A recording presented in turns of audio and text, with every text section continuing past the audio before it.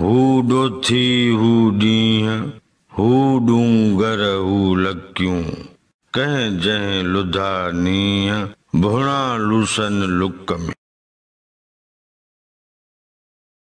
شاہ عبداللطیف کے کلام کو شاہ جو رسالو کہا جاتا ہے۔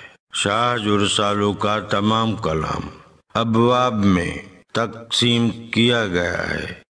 ان میں سے ہر ایک باب کو سر کہتے ہیں اور سر کے سب چیپٹرز کو داستان کہتے ہیں۔ کھاہوڑی ایک باب کا نام ہے جسے سر کھاہوڑی کہتے ہیں۔ بیت سندھی زبان میں نظم کی ایک صنف ہے۔ شاہ عبداللطیف کا کلام بیت اور وائی کی صورت میں ہے۔ اردو میں ہم بیت کو شعر کہہ سکتے ہیں۔ جلتے دن یہ دہکتے پربت سالک دست نورد لو سے چہرے زرد دل میں عشق کی آگ ہے۔ مذکورہ بیت کی دونوں مصرعوں کی الگ الگ سادہ تشریح۔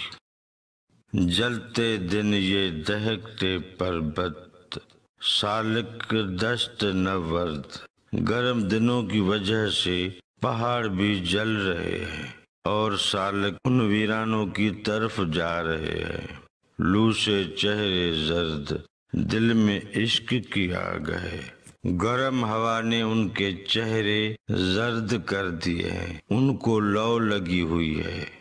مذکورہ بیت کا مجموعی مطلب اور مفہوم اس طرح بیان کیا جا سکتا ہے۔ جلتے دن یہ دہکتے پربت سالک دست نورد لو سے چہرے زرد دل میں عشق کی آگ ہے۔